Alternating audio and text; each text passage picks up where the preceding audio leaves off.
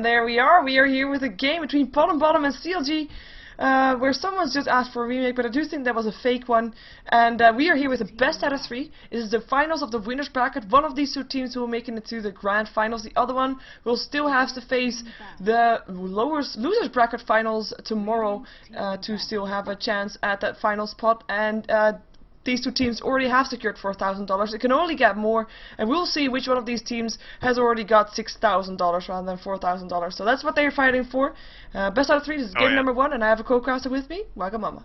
Ooh, and I yeah, glad to be here again. And this is such an epic match coming in. And remember, this is a worldwide tournament. It's for a lot of prize money, $20,000, and these are the top 2 teams right now. Yep. So this match should really be epic, and I'm not really saying this because I love sweets, but I think CLG will take this one. I do love sweets, but I don't love, you know, I'm not a big fanboy of everyone in CLG, but I think Pajkat is the best Swedish player, and I have big respect for some strategies he does and how he leads a team. Also, the players are good. It's just we're not best of friends and everything, but definitely, I think CLG can take this one. Well, Let's see what the first pick is gonna be. Yeah, Bottom has shown that they can also take on some big teams. I'm really not sure. I am really not sure which team would make it. I think it really is gonna depend on strategy only. So far, bans are Nature's Prophet, Chen, and Lycan, and a Darkseer, Naga Siren, and an Invoker. So no Fog signature Invoker. We have a first pickup as a Broodmother. And the Leshrac together with the Sand King? Nature's Prophet? No, he's already out. Sand King. Yeah, it's very, very standard response picks, and this is a great counter to Brood already. So it's natural to pick up Lesha and Sand King there. Yeah. And having first pick, they did opt to ban out Chen because CLG love running Chen. So I like the bans coming out from bottom, just trying to not let CLG have their way, but and also, of course, I've seen AOE and how he loves to play this Broodmother always. And one of the teams that really started using the Manta Brood very early, even face boots, I think, sometimes. Yeah, Manta, and yeah, really going for that semi-carry Broodmother. Yeah, high damage output. Aggressive, yeah. Well, it's a nice way. I mean, Dust no longer works against you because you can just instantly Manta after the Dust is popped. So, and Sentries are naturally pretty bad against Brood. She's too quick, especially with Manta. And with the net there. That kind of leaves, it really does, only leave the gem. It's the only thing you can do against her to really be sure. Or having 2 packs of Dust, of course, is a good option. You pop one before she Mantas and you pop another one. But it's at least really expensive to counter, and it's already expensive to begin with to counter, because not only for the things that you have to buy, but also because you probably need more than 1 or 2 heroes to try to take him down, especially later on. Yeah, I like these pickups, like picking Rubik and Enigma. I don't know if they had to pick Enigma this early, but seeing Sand King already picked up, the Dire team could easily just have banned out Enigma and Tide and be pretty much in control of the big team fights, only leaving Earthshaker. And Earthshaker doesn't really synergize well with the rest that they had, so it's a good pickup to take Enigma early, I guess. Yeah, and of course Rubik, the counter to Leshrac that's actually better than Leshrac in the end. It's a good one to have. And yeah, just going for indeed for the team fight, and they have now a solo lane Rubik. I do think he's gonna be in solo middle. So with Enigma and the jungle, they only need a strong dual lane. So I do think they will see CLG banning out some of those combinations, maybe a Shadow Demon, Brewmaster, something like that. And Enchantress, jungle hero secured for CLG, because otherwise it probably would have been banned out by bottom. Yeah. It is gonna be bottom that can ban out something first. So what would CLG need? They need 2 solo lanes. Well, unless they're gonna have. Are you expecting they're gonna have Sand King versus Broodmother solo and then Leshrac somewhere else, or do you think that's gonna be a dual lane versus the Broodmother? Leshrac doesn't have to be always with Sand King here. Leshrac and Enchantress can combine and do a lot of work as well. Like Sand King can easily solo against Broodmother if Brood has to be scared about Eng coming in. Yeah. So we'll see what they really opt to go for, but they go pretty far into before banning out the Death Prophet, actually, an instant Tinker ban. Yeah, no pushing, no towers, no marching machines, Yeah. basically. I really don't like playing against Tinker. That's why I pretty I much don't banned out think that anybody Tinker. does, to be fair. He is a really Invictus, annoying hero to fight I against. IG plays a really nice Tinker. They did it in a game that I was watching just before we played against them. So I was like, yeah, first ban, Tinker, Yeah. bye. But It's worth it. You have to ban Tinker in the first phase if you play against a team that love him. Yeah. So, yeah, indeed, that Tinker was kind of annoying, and I just remember. Did you see the entire game, or just watch bits and pieces? Because it was versus Lena, and Lena at some point walked back into the marching machines and just dropped dead, without really the doing anything. The thing is definitely that it deals so much damage, the Tinker March. So you have to be really careful with your positioning. I got into a tricky situation against CLG actually, where they sent the March, and I was on solo HP that I would die to 2 little robots hitting me. And I started, playing Ufa Party. Well, you're not from Warcraft 3, but most people will know. Which is basically, you start avoiding every single little robot that comes in the march. I was just hoping that no one will hit me, and actually they just, took me for dead. So it took 5 seconds before I actually finally died because there were robots everywhere. But there are certain players who have escaped a march in this way, so I thought, why not try? It is possible. It is possible. Everything is possible that way. It's a stampede. You kind of have to run along it, though. Yeah, you have to. The base. Exactly. If you're ever in a stampede, run along with the stampede. Yep. Yeah, and running towards the enemy base is never a good option either. So it was really close to me running into a tier 3 tower. So in the end, I just got squashed and died and lost the game. Oh. But yeah, Tinker is strong. Very, very easy to use in a team. You just, as you saw in the game, you were casting between IG, I believe, and Orange. Yep. They were just putting up the marches and sending everyone in.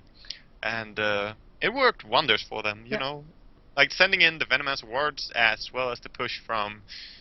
Who else was it? It was some really good... Yeah, Furion. Furion, yeah, it was a strong pushing lane. It was a really good pusher. I remember it's a pusher, but it wasn't like him. So, yeah. And Rasta. This lineup from pot and bottom has a lot of disables. It's already 5 disables, and that's not including any items or anything. Of course, pretty expensive to use the Enigma Black Hole, but... And yeah, you call Malefice a semi-disable, right? Yeah, it's semi-disable, I guess, but I counted it as a disable because it's a lot of damage, it's a long duration. Yeah, okay, and but rather disable than not a disable. True. It's more a disable than, say, for instance, Void from Balanar. That's a semi-disable. It's like a mini stun. You can work TP, but you can't do anything else. So, but I like the heroes that they picked Rubik against. If we look at the pattern of the picks, we see Broodma the first pick, Leshrac and Sanking are the response picks, very good, very situational picks here. And then Rubik comes in, and he is so good against both these heroes. He can steal Edict, he can steal the Leshrac stun without any cast time, very good spell. And he can steal Sanking's, both his ultimate as well as his Bow Strike, but Bow Strike is really the big one here. Because... yeah, we played against IG right now, and despite them having ping issues, their Rubik became really dangerous when he took our Burst Strike. Yeah, well, we saw that, yeah. Yeah, you don't expect so much damage and so much control coming out from one hero all of a sudden, but there are some spells that just excel on this hero, like Waveform, Morph, and... you know, Fissure is a spell I really love on Rubik as well. Because it's, you know, these big spells that really make a hero. Yeah. Yeah, like a Black Hole and a Ravage, those kind of stuff. Yeah, big spells to steal. Yeah, you want to steal something cool. Yeah, and Sanking doesn't really have a lot. I mean, he'll Burrow Strike, and he can't really always Sandstorm right after, so Burrow Strike will get stolen. Yeah, I wonder if Rubik steals Epicenter and casts it, will you be able to see it? Or will he just be standing still? Question. I think he is standing still. Yeah, I think you won't be able to see the animations of the casts, and that could be very scary. If suddenly Rubik's just standing still, you're like, oh, wait, is he casting ulti on us? Uh-oh, yeah. There comes the Night Stalker, mentioning him earlier. And he got a devil. He does look a bit like a devil, so I can actually say that. well, he's sort of a devil, I would say. Special type of vampire, opening his entire mouth, kind of like the vampire. You could easily say he's opening his entire face. You know, this is not just his mouth; it's his entire face that opens up. Yeah, that's true. They had those in like Blade 2, the movie. Yeah. Sorry. Creepy stuff. But he's good against Enchantress, Windrunner. Basically pretty everything. decent against tanking. You can get his silence in time. Yeah, Night Stalker is a very powerful hero if he gets in on you, and being so quick, it's dangerous. Yeah, and if you combine that, I mean, as soon as it gets nighttime, he's gotta look for a gank, and if he gets a successful gank, there will be an Enigma, there will be a Broodmother perhaps on that if it's on that lane, and that's gonna be a tier 1 tower dropping. Oh, hello Morphling. They had to have something strong to combine with, because they have a lot of squishy heroes, to be fair, CLG. They do, but I still want to say, Morphling isn't the strongest hero in this game. Like, he gives a lot of good spells to Rubik, obviously. Rubik having like 2000 HP out of nowhere. And Waveform, as I also mentioned as one of my favorite spells on Rubik, it's just so powerful. This hero is not supposed to have an escape skill like that, or a nuke that's so strong. And it's 11-second cooldown, so Waveform is so useful. And, you know, Night Stalker silence is pretty annoying as well on Morphling. If you get silence in, you can't morph. Yeah. It's worse than stuff. I think the lineup for Pot and Bottom looks slightly stronger than CLG, but they can... I mean, they have an Enchanter, so they can be a bit more aggressive earlier than Pot and Bottom is, or they probably will. They probably will need to as well. It will really depend on the laning, because, well, yeah, we'll see, I guess. Oh, pause. Mass problems. Yeah. Sorry for... Oh. I hope he's not going to continue doing that. Oh, there is mass problems everywhere, because Pot and Bottom haven't picked up their heroes yet either, so we're just going to have to wait for that. You're having fun with the chat.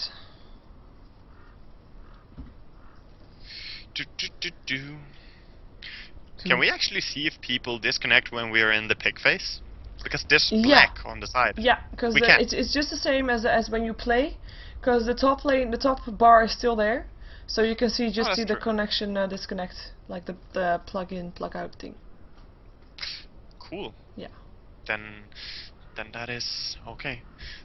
I just want to point out, this Shadow Fiend Venomancer thing is something I never saw a team use, but I actually got personal messaged by a Join Dota admin 4 months ago, I believe, that he wanted us to do it. Lol. He please do this in your next game. Sadly, we didn't really respond to that, and we didn't listen to him, so we didn't do it. But this is 4 months ago, or something like that, 3 months ago at least, and I haven't seen anyone do it until now. And yeah, it still works, and it should work, I feel. You can do it with some other things as well. You can do, like in Dota 1, you could get souls from killing cogs on Clockwork, so you could spam up the cog and start killing it. You basically use cog and have many heroes around, and they start killing the cogs and let Shadow Fiend have last hit every time. That's another way you can do it, but I don't think the cogs work in Dota 2. I just want to say this. You don't get souls for it. I have never seen it being tried, so yeah.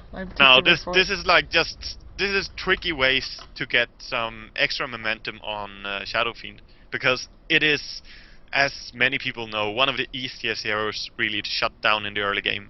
He has no escape, he has no HP, he has no stun, he has nothing. He's really bad at everything in his low levels, but if he gets some farm, he can definitely start controlling the game. Look at Sanking, he's doing the Jesus Christ pose. Do you think that's a Jesus? Yeah. Oh, no. He is sunbathing. Yeah, he's chilling. Yeah. Jesus Christ pose. No. I still say that. No, I can imagine him on a cross. I can imagine him on the beach. Oh no, he's tipping over. No. He's losing his balance. Oh, we don't see him on the beach. Fleshback is having some issues as well with his balance. Oh. Fleshback, what are you doing, man? He's bowing toward the ass of that And look at Broodmother in the other base. Broodmother is also panicking. There's an earthquake going on right now. Oh, that looks so stupid. Yeah, Broodmother is like, oh, the ground is shaking. But now they are gonna resume and and we're gonna see. take the initiative. Kinda cute though. Yeah. The only one standing still like a boss was Enigma. He did not care. He stood there. And he also has a boss-like posture, so it does fit. Prepare for battle. Okay. And, Who's playing what? yeah. That is a good question. We're gonna see Snaking playing the... What? One CLG. You want CLG? Yeah, that's why I pull and bottom. Snaking is gonna be getting the Night Stalker. We're gonna see Titan on his Enigma. Aoi on his Broodmother. Fog gonna be playing Rubik, so he'll be solo mid. We're gonna see Big Monster in the Dark, which is probably way too sexy, playing the Shadow Shaman for pot and bottom, and I do think I went over everybody then, yeah. So CLG, all yours, and they're gonna be close, okay. Yeah, this is gonna be a fight, I look like. And Paikat is gonna play the carry Morphling, Aki is gonna play the Enchantress, as always. Lacoste, and they're gonna find each other. Oh, there we go. Where's the first word of Snaking? Whoa, no, he burst like Lacoste! What did he do? He went back. The stun ledges on 2, though. We're gonna way too sexy. Gonna be 1 hit away from dying. Morphling getting the first, but Snaking in a lot of trouble. Gets picked up, and Enchantress picking up a kill. There goes, and Morphling still goes down. The Shrek hits on 2. Nice shackle. Indeed, but will there be enough damage? They're backing off to their tower. One more right click here. The Windrunner picking up the kill. First Saiga on the Enigma star. Yeah, okay, that's a kill. Wow. Did everybody that was die? No, big. 4 people dead. 4-1. 4-1. And they got the first blood. And they got the first blood. Sure, their carry died, but sincerely, Paikat does not care about dying when this happens. Nope. And it does look like I'm gonna keep going over the players. Lacoste is gonna play the Sand King, Misery is gonna play the Windrunner, and Miracle is gonna play this Leshrac. And keeping the pressure up on bottom lane. Yeah, they want to go for the Shadow Shaman. They're gonna find Aoi, though. He was still here. He didn't die, and he is gonna do some harassment onto Miracle. To go to base. Yeah, he has to go to base. He has used everything. He's used everything. He's out of mana. He only has the 2 tangos left, and he can't really stand here anymore. And actually, we're gonna have a bit weird lane up. I was expecting Sand King to be on this bottom lane, but it's gonna be Paikat versus Aoi. Even though they now know how the lanes were going, they still went to the same lanes back, and we still have 3 heroes off pot and bottom here. Titan still hanging around the tower as well. It's not safe to go into the jungle just yet. And other lanes are gonna be Snaking versus Misery. A lot of trouble there. So back out. Wow. Yeah, actually, Ballinar against Windrunner is not a super bad lineup for Ballinar, but look at the experience advantage on Misery already, because Misery survived all the way through all those 4 kills. He's level 3 and he has 4 creeps to kill, whereas Ballinar is level 2 and only has 2 creeps that might even get denied. He's using his spell to farm. I like this. He died to the neutrals intentional to get to base quick and heal. As I said, he has to run all the way back. It would take a long time. So Leshrac just went in and died to neutrals, I think. Yeah, I guess he did. I didn't really see where he died. He might have... Yeah, he might have been initiated on or something, but I don't think so. I think he just did to get home. He bought some consumables as well before doing this. Yeah, definitely worth it then. And yeah, only Morphling 9. Actually, it's Morphling. He still got one of. He got the first blood, of course, and he still got 1 kill extra experience worth, right? After that, before he died. Yeah, there were 2 kills going down before he died. So sad for him. He did not have more after those 2 kills because he don't get a lot of experience. When 5 heroes are standing there, Ench just going out here. The Broodlings are pretty painful to Enchantress in the early game, but having boots, she really gets away easily from them. Yep. And no Malice was used by the Enigma. Maybe you wanted to do that. And the ward already was also placed by CLG on the bottom lane, so going there fairly aggressive, even though the lane is totally into CLG's court right now. Oh, yeah, they did D-ward. Bottom did D-ward CLG in their own jungle. So at least there's not that much vision for Enchantress anymore. And that's a good thing, else Enchantress will be all over this Enigma, and Enigma is very weak, very susceptible to Enchantress harass. Haste Rune on Leshrac, they're looking for kills on Rasta. Yeah, they go. But they see him all the way, so they saw him really early, running from the rune and all the way down. And Sentry Ward actually dropped away, so they don't see the Broodmother anymore there. And they do have still one on the back of the Leshrac though, but for now, not gonna be there. And I do think they'll probably wait a while before they're gonna go aggressive again. I mean, maybe the Shadow Shaman is still level 1, by the way. It's a bit sad. I'm surprised that so many actually write GG go next in the chat after this First Blood war, but that was definitely a very big First Blood win for CLG, getting 4 kills out. And this helps them so much. Look at mid lane. Snaking going really deep in, but he has no mana, so he has to back out. Taking a lot of damage while doing this. Yeah, of course it wouldn't be an easy lane up to begin with for him, but with Misery having that head start, it's even worse. They are winning top lane with Rubik though, and he's doing a big pull here that's gonna deny a lot of experience for Sanking if he doesn't get to it, and I don't think he will get to it in time. So this could be a nice deny for Fogged, playing well on this lane. Yeah, and he's also higher on experience than Sanking, quite surprising to be fair. Or now he's even actually, even again. Also surprising that he went for the aura this early. It's only 5%, so it doesn't really do much at all.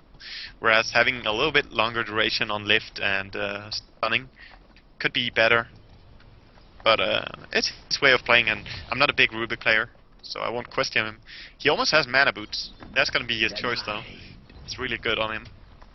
Yeah. And once he hits level 6, I feel he should dominate this lane against Sanking. Because Sanking against a Rubik with Burrow Strike is, you know, he's not gonna have any chance to stand on lane. And look at bottom lane. Yeah, they want to go for they don't like this farming in their own woods. They don't like those people going into that. And they actually Malefice a shackle upon the Enchantress, but the stun interrupts that as well as the... Oh, never mind, there he goes, still goes down. Nightstalker picking up the kill, and Snaking actually is in trouble for Miracle right here. And here comes the wind with a power shot through. There's gonna be a Shackle, Shackle's the Shadow Shaman, another stun, Snaking in a lot of trouble. The Shrek gets picked up first though. Broodmother picking up the kill. 4 heroes of bottom in this mess, but here comes Morphling. Hello Morphling, hello Shadow Shaman. Look at that damage. Morphling picking up the kill. He's gonna be able to be saved. Even though Shackle latches out to a creep, Malefice, Morphing into strength will be enough. Spiraling as well, Spawn Spiralings on top of that one. He is running for his life right now. Shackle doesn't hit. Or right click. Having 3 levels on that Morph just saved his life. And look at Enchantress going in here looking for even more kills. And wow, Ari eating his way through and almost dying to creeps. But getting away nicely. So that was 1 kill for Morphling and some... Was it 2 kills for the Radiant? Yeah, 2 kills. It was a good trade for the Radiant. Even though they spent 4 heroes running there, the Dire did pretty much the same. All of them went there to try and get the most out of it. Also forcing Morphling to the base is a good thing. This is time that he is not farming, he's not getting experience, he's just has to away. Stand there and wait until his HP regens. Yeah. And look at top lane now. This is a painful lane for Lacoste. He's bottom running with Chicken, but even with this, it's gonna be hard for him. And the Burrow Strike has already been stolen by Rubik. And yeah, we do see extra why TPs. be careful. It's nighttime, Nightstalker on the way as well as the Enigma, and they want to go for this kill. They want to probably dive him as well if they push the tower, push the lane, which they can do because he indeed got mana boots, and that Fate Bolt will indeed be able to kill off the creep wave fairly fast. It will give away that they want to go for it though. Yeah, no one has TP to save. He gets to get out on his own. Oh, Courier. Yeah, he will be safe. Burrow Strike is coming in. Oh! Burrow Strike versus Burrow Strike. They did it at the same time, didn't they? Yeah. Yeah. They struck each other. It was really nice. Yeah. And Fog picking up the kill. Yeah. And this top tower is gonna be pressured, so meanwhile I think that CLG are gonna try to just deal the damage on this bottom lane. And we see Morphling finding... Oh, Morphling's gonna kill this brute. Oh, he is. We form through, picks up the kill, and Shadow Shaman level 3, forced back towards the safety of his tower. And he at level 3, Morphling level 7. And the Shrek level 4, so he's quite low. Oh, Snaking gonna find him at level 6. Miracle level 4, yeah, he's gonna drop here for sure. And there is the last hit. One more right click needed. He is faster though. It's nighttime. In the meantime, Enchantress managed to pick up Enigma on the top lane. Yeah, they sent up Enchantress and Sanking. He didn't even use ulti, but they got the kill and forced away the Rubik. But he's regenerating quite nicely. Gonna stay around, I think. Yep. Or perhaps, nah, he's gonna run back to base. He wants mana. Oh, Rubik is, yeah. Rubik and Nightstalker should tag team a little bit in this game, running around together and ganking, because they have such good synergy. Yeah, the only thing would be that Snaking would be a bit faster than Rubik is, so would force Rubik to buy some TPs, I guess. Yeah, well, he can just stick around and try to help Nice Stalker to gang N lane. They can send in the Rubik smoked to mid lane, kill off the Windrunner pretty easily, I think, with these two heroes. But he's gonna go top again, and there's 3 heroes up here. This could be very dangerous if he gets caught out. 3 heroes, including Leshrac and Enchantress with an army. So he has no escape spell now. But now he does. Gets yeah. He just takes it, you know. He just takes it. He is going aggressive on this guy. There's a burst strike, there's a start to follow up. Epicenter being used as well, and he won't be able to get out from this one, even though he tries. Enchantress picking up the kill, and I do think this might be a tier 1 tower going down if we want to force this issue here. With the Skeleton Warriors, they have got the Edict at level 2. So wait for the creep wave though, that would be very annoying. Night Stalker, who was actually on his way top. Yeah, changed his mind. But he was too late. Morphling is just soloing down here against the Broodmother, and it's not the most favorable lane for Morphling. But yeah, they need to get the top tower, and they're trying to do so. But the glyph is up, and there's a lot of creeps. Takes some time for him to kill this tower. Meanwhile, bottom, you know, losing tower easily. Yeah, they will lose this tower. Fortification is still gonna be there, but with all those spiralings, those really matter. Windrunner is running there. They might be trying to defend it, but I think it's too late. Yeah. Rasta has those disables as well. It's very dangerous to jump into him. Nice deny. Nice deny indeed. And in the meantime, tier 1 tower on the top lane is indeed still alive, and Rubik actually TP'd here, and it's gonna be wow. Look, Lacoste in a lot of trouble. TP out for Miracle will be fine, and he will go down. Did he steal his epicenter still? He didn't cost anything in the meantime. Oh.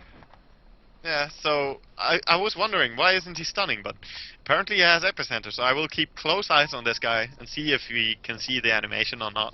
Because that's nice to know if I ever play against a Rubik as Sanking, or as anything, and have a Sanking in my team. Anything on my team, yeah, indeed. It's relevant info. And Sanking, Night Stalker going in quite aggressively mid, but Enchantress is not the best hero against Night Stalker, neither defensively or offensively. You can't catch him, you can't survive him, so they just let him run by.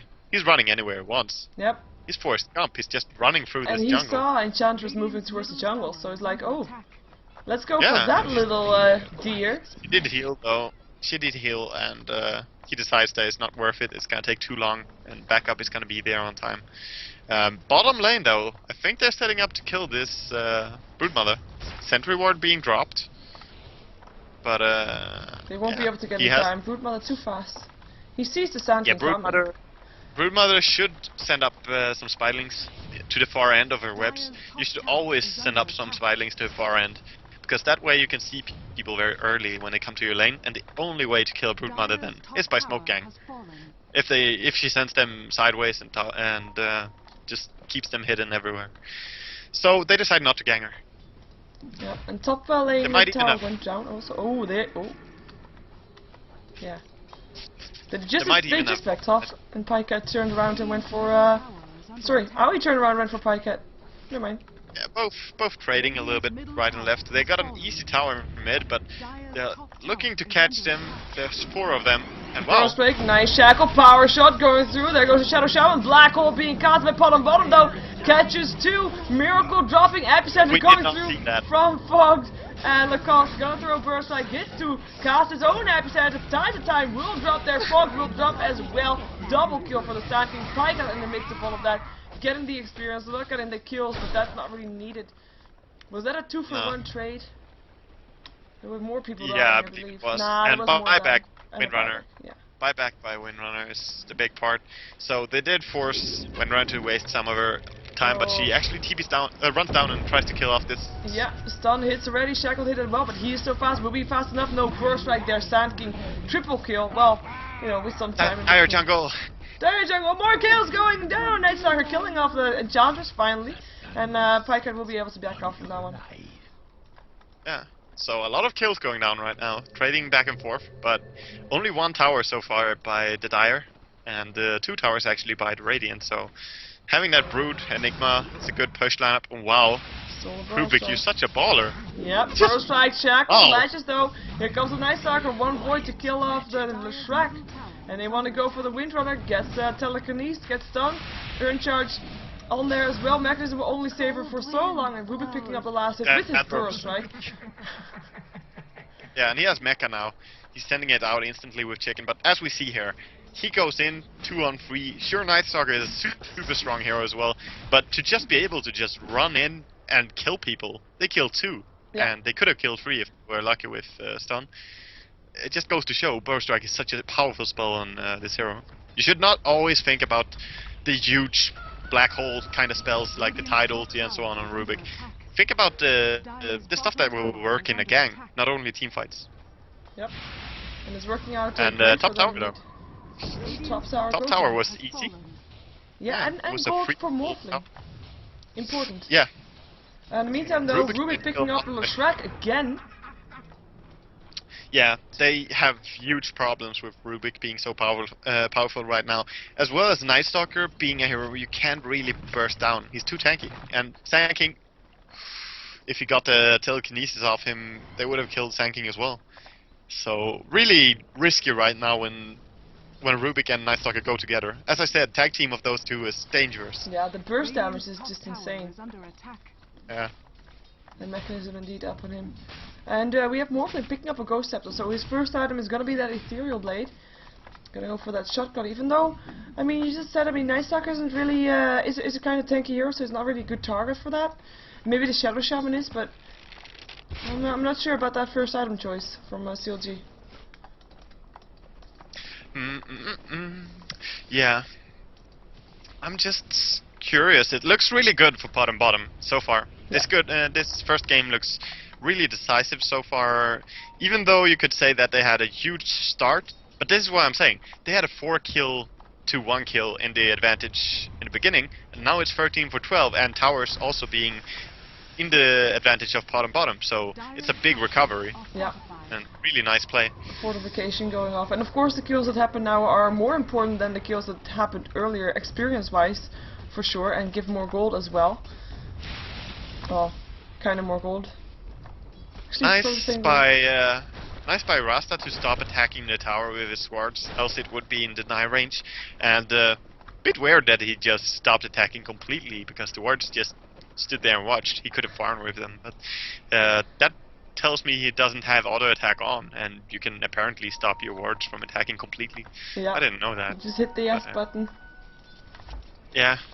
Works. Apparently. So what is Aoi up to? He has his soul ring. He has elven skin. So he's selling his intentions. There's gonna be a Yasha. Yeah. There will be Yashas.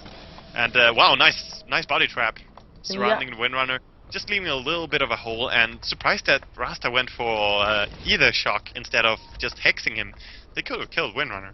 Yeah, it's a bit of support Shadow Shaman, and normally you see support Shadow Shamans go for that shackle and go for that hex, but indeed. The damage of either shock is so high, you wanna max it, even if you're support, yeah. I feel. And well, if in a black hole, of course, that's gonna be doing a lot of damage. If you're gonna have a couple of heroes there, it's gonna be so much burst damage coming out then from pot and bottom that they will definitely have that team fight. Especially against a hero that goes for first item Ghost Scepter, such as this Morphling. And look at Brew, just keeps trying to surround Misery all the time, trying to harass and surround. And it's great that he does this, just keeps pressure. Also, I want to point out, he has a very weird and he has a weird skill build on Brood that I instantly love. He only has level 3 on Spawn Spiderlings, but he doesn't need more. It's only damage on the last level, and nothing else. So, using that web, and mid lane, they're setting up. Yeah, we for through Fog, gonna get picked off first. Ward Trap still up on Lacoste, though. He will probably drop unless the team can free him in time, and they can. And they can. Yeah, a lot of gold going their way as well. Yeah. 8 wards that give about 30 gold each, and a lot of experience, I want to point out. Each of those little suckers gives about as much as a creep, I think. Nice. So it's like killing 2 creep waves, killing off these wards. And Lacoste doesn't even have to go back to base because he has a bottle. Yeah. It's already full. That was a big little recovery there by the Dire team, just making big plays, or big plays by making small plays by plays, you know. They can't commit the full team fight because Rasta as well as Enigma as well as Rubik, these are big heroes to team fight against. But they use their ability to snipe off people. The E-Blade is gonna be quite quick on this Morphling though. Yeah, he's up for 2k gold, so he's farmed. he's farming fairly freely. He's highest farm per minute in the team, as well as in the game. With the second one also being up on the dire side. I love the XP and gold graph. You can see how the first fight actually affected the game. And it was a 1,000 gold lead and about 650 experience lead from the kills. Yeah. Interesting to see where the graph starts. Yeah, you can also see the team fights where Pot and Bottom came back with a nice drop on for both wards, both times. That one and that. Yeah. Nice. Oh, Calicott saying I'm the nicest captain ever. Thanks. Oh. You're so nice. But how many captains does he know, though? Yeah, I'm horrible to my team players, though. I flame them, especially stand-in blitz. You know, we keep being mean to this guy. Smoke Gang going out for CLG in their woods. It's just sanking us along with Enchantress, but they can do a lot of damage with these creeps. You will try to go for the Enigma. Enigma has a blink dagger now, though, by the way, so he should be fine if he spots it in time. It's pretty hard to spot it in time when sanking comes, if it gets the right angle. So we'll see if Tides of Time is very alert here. Yeah. Or if he is more alert on the last hitting. That could be. Yeah, but he's denying the lane pretty well, so he's pretty far back. And the smoke is starting to run out. They need to go now if they want to go at all. No, it hits, and there's the epicenter as well. Blink is not going to happen anymore, and Tides of Time drops. Malefisto happens on the Sand King. Did he steal something there? No, he has a weave from telekinesis. Stuns him. There's more damage coming through, and there's a burst strike through. Is he gonna steal that instantly? He could if he wants to. No, he weave formed first, and then he steals it, and now he has a burst strike. Nice! He doesn't get anything on the back of it, but that was kind of nice. It was a nice way to play it, and I wanted to point this out as well. In the team fight that was going down on mid lane, I'm not sure if this works in Dota 2. I know it works in Dota 1. But in the teamfight mid, we saw Rubik casting the epicenter. Sanking comes and casts his epicenter. If you steal the epicenter again, that should... It does renew your duration on it. There was something in the patch notes about it. I'm sure about what the change was. The change was if you steal the same spell that you already have, your duration on stealing that spell would not be prolonged, you know. You wouldn't refresh your duration. But the fact if your cooldown is on or off, I'm not sure about this. I hope that you still have cooldown on it though. Else I don't think so. Steal new might not have it in theory. Well, I don't know. Something to test out. We'll see. Something to test out. Yeah. Something for the beta testers out there. Yep. And it's not something that will affect much, because the times that you will have this scenario that you actually have a big spell go in, initiate with it, and then the enemy uses their big spell again, you steal it again, and still live with Rubik. Like, it's pretty have like damn 3 rare. black holes. No, look at Morphling. Look at Morphling being so careful. There's a big smoke gang right out here. He thinks they're Roshan, or saying that they should Roshan. He doesn't know where they are, but he knows something is up. There are all heroes missing from the map. They checked Roshan, they realized they're not there, and he's pinging right above him. So, such a good map awareness here. He knows that they were somewhere, and he's the target. He's the Morphling. So, now they spot someone. See them counterwarding them in the river, and they see it appear out of nowhere. So they know there was a smoke. Yeah. Well, sometimes it's very obvious when it's the smoke, and sometimes it's less easy to predict. But we had the same scenario against IG. Sometimes when they smoked, we were like, okay, they are smoked. And we would know it, and we later even saw them running through central wards. But this scenario was pretty good to just be that alert and back up. Dying on Morphling is less than optimal. You don't want this. So he's not looking for kills though with his E-Blade. Still just farming up. Yeah, I do think I think they wanna get the bottom tower and have Morphling come with them. He's sending Illusion with them. Yeah, and Pot and Bottom, I mean, they have got a Blink Dagger on the Enigma. They've got Nighttime again, and he even extended it with Darkness. So I do think they wanted for something on Pot and Bottom side. Maybe the tier 2 tower there. They have the wards to place there, but they don't really have the support now anymore. I mean, Broodmother will not be there, that's for sure. Nice counter push. They're gonna trade. This is a very good move by Pot and Bottom. Just very quick at getting in the right position. The TPs are coming in, but if they can't commit to this, just one guy backing and they have to back out. That was a bit of a waste now, the Rasta ulti feeding Morphling once again. And this is the third time I see all the Rasta wards being killed off quickly. They could have pressured until they saw more TPs. Now they didn't gain anything and they still lost their tower. Nope. Yeah, I do think they... I mean, we see that Enigma, he is still farming. I'm quite surprised by that. They want BKB on Night Stalker, and they have it now. They wanted it before they really start taking any really big fights.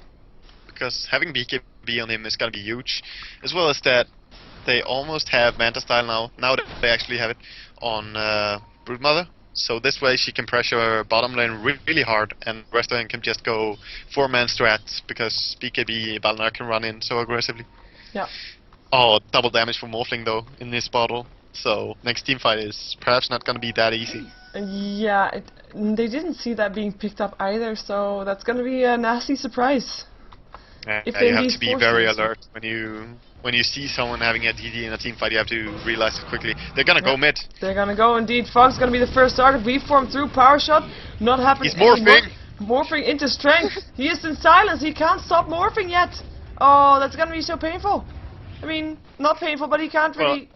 He only has 7 agility left. I was actually more mentioning the Rubik, who was morphing to strength when they initiate out. Oh yeah, he got stolen. So, and now he takes something else. It's gonna be Shackle. It's a good spell. You lift someone and Shackle. But it was about time that he stole Morph. He didn't do that before. Yeah, but you only need to steal it one time through the game, and doing it later on, like in the mid game, this is the optimal time to steal it, because if you do it early game, you're still gonna gain some agility that you later on haven't twitched, you know. So it's a good time to do it, especially as they were trying to kill him. Yeah, and especially since Morphling used his Ethereal Blade on him, and he now knows that Rubik is not the right target to do that, because, I mean, he took some damage from it, but he definitely didn't go down, even close to going down, even. Yeah, Rubik is pretty farmed, I would say. He has Endurance drums now, and Mecha, and Cloak. He's very hard to kill, especially with the Null Field plus Cloak. That's a lot of magic resistance, and Mecha gives you the armor you need after morphing to strength. Yep. Because having 0 armor against a DD Morphling, no thanks. No. He still has DD, so they didn't even use long, it. Though. It's fine. No, it's gonna pop in about 4 seconds, 3 seconds. And perhaps it took it a little bit later. I'm waiting for it. I'm waiting for it. Yeah, no? I thought he took it so early, but it's gonna pop really soon. There we go. Yeah. I'm just waiting to see big items being picked up. Windrunner is looking good for our farm, I would say. Oh, Enchantress is a little bit far from our Aghanims. We typically like to farm our Enchantress a lot when we play her. Or mid lane. Oh, Blink Burrow Strike. And that's gonna be mechanism being used. Shackle doesn't latch. And do they have another thing? No, Telekinesis. Fate Bolt going through as well. We're gonna see the first hero get picked up. That is the Shadow Shaman. Nice Shackle though from the Rubik. They're gonna try Roshan instantly. With the DD on Morphling and his max Agi, they can kill off Roshan so quick. But top tower is gonna be pressured, and bottom tower, Broodmother is gonna pressure that one as well. Is that worth? Is Roshan worth 2 towers? No, the top tower is already dead by now. Not 2 towers, but 1 tier 2 tower. Yeah, sometimes it is, definitely. Most cases actually, it gives you nice experience along with all the benefits of Roshan. Look at Rubik, he's looking for something. I don't know, he's deep in. Yeah, there goes Roshan. Morphin picking that up. Bottom tower, and they lose that one. Oh. So 2 tower trading for 1 Roshan. It's hard to say. It's hard to say who came out on top of that, but you lose so much map control, and I would say that bottom kinda got the better of this one, I feel. Yeah. 2 towers is annoying to lose. And of course, it's an Aegis and the Morphing that is nice. Ooh, silence up on Mazir. And they might actually lose another tower here. Nah, not yet. Not just yet. But it did take a lot of damage. Next push that's gonna happen with Shadow Shaman showing wards. Yeah, Broodmother is just gonna stand here in bottom lane, and they will keep pressure on mid and top. But I feel perhaps they want to farm up a little bit more before going. But it looks like they're just gonna go. Surprised by this Rasta, he plays the bitch role, you know. He buys every ward. Yep. He has 4% rewards. He's he has level smoke. 8. He doesn't want any. Yeah, he doesn't want any items, and that's with 5 towers taken. So Oh, power shot. Surprised. Miracle in a lot of trouble here. Earnshot is there as well. Morphling. And Morphling in the midst of all that picks up the Shadow Shaman. Black Hole casted. Picks only one though. And there we go. Enchantress picking up the Enigma. Fog in a lot of trouble. Is gonna try to TP out. Will be able to do that. No, he won't be. Rubik already dead. Snaking. Pops his BKB. Gonna try to run. He is not fast enough though. One more right click needed. And it's Enchantress that picks him up. 4 heroes dead. 0 heroes dead for CLG. Massive team fight. And I was just about to say, like, Enigma, he hasn't Bottom really tower forced... almost went down. Jeez. That's gonna be the power of the Broodmother. Yeah. But Enigma, he hasn't really joined any team fight. He was still farming for his BKB, and before the team fight happened, I was actually about to say that, you know, they probably gotta wait with the team fight before Morphling got his BKB. Even though I don't think that would have changed anything there, to be fair. He only got one, he only got the cost. Enigma does need his BKB though, so they can be more confident in team fights. Mid lane they're setting up, and again DD Rune and Morphling. He's gonna go on this one, and he doesn't even pop his DD. He knows he will kill this easily. Yeah, and Windrunner actually picking up the last hit for that. The only good thing right now for bottom in the last 2 minutes is that they dealt a lot of damage to tier 3 tower on bottom, and Broodmother is gonna be very effective when she stands down here. But look at all that farm and stacking in mid lane. Sorry. Time. No, don't be sorry. There he goes. Windrunner picking that up. BKB pop by Pycat. He wants to go for more. He actually has to go back out right now, and he is doing that very fast. Morphing into strength as he goes, reforming through. It's still nighttime though, so maybe not a good thing. They want to actually continue. Shackle on Fog, getting stunned as well. Fog gonna go down. Morphling mega kill for him, and Nightstalker actually had to back out of there. Yeah, he got a lot of kills in the last few minutes. Yeah. 6-1 for 8, and now he finds a haste rune. Note that Morphling is getting good runes every time too as well. Like Invis on Morphling, pretty useless. Illusion on Morphling, well, it's okay. Regen, yeah, it can be good, but Epicenter interrupted mid lane. Snaking is popped his BKB. He's still gonna drop though to the Windrunner, but not because of the Epicenter. Especially a Leshrac, the edict damage, but. There's a big push coming down on this top tower. Yeah. You mean bottom tower, I guess? Yeah, bottom tower. I mean, that's something that they gotta... I mean, in the first 20 minutes, 25 minutes, Windrunner was on the bottom lane the entire time, not leaving the lane even once.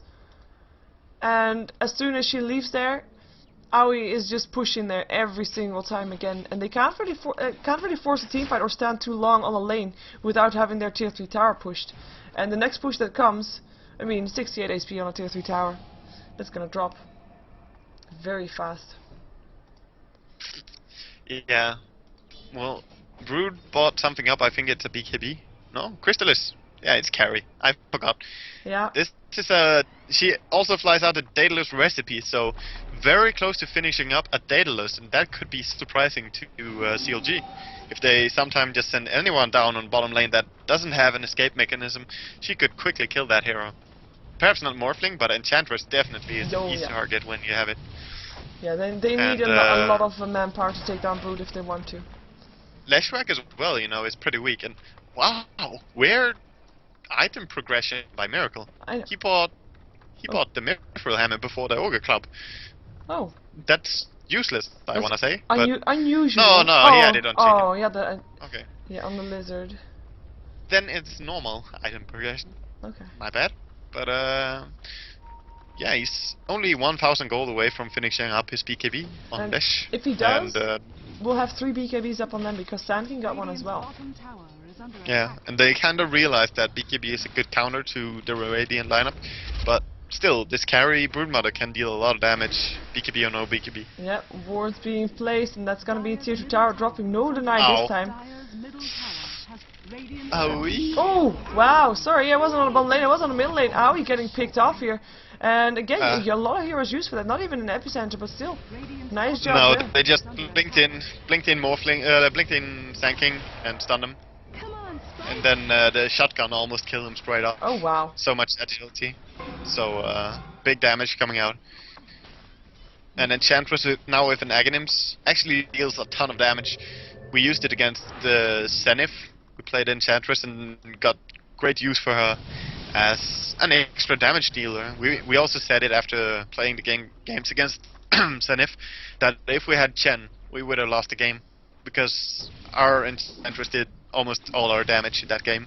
They used no disables on her, and she just stood there, pure damaging. Semi-carry for So, her. yeah, she is a semi-carry. It's kind of funny, actually. Yeah, well, it's kind of nice. I mean, if we look at the lineup for CLG also, I mean, oh, another big... Comes down to how you... Sorry? How you want to play it. It comes down to how you want to play it. Some teams like to support a lot with Enchantress, but in this game, they're kind of sharing, her and Leshrac, and both of them are very rich, I would say. Aghanim's and BKB. So, I don't know. These guys are finding gold out of nowhere. Obviously, Roshan and now getting quite many towers, but...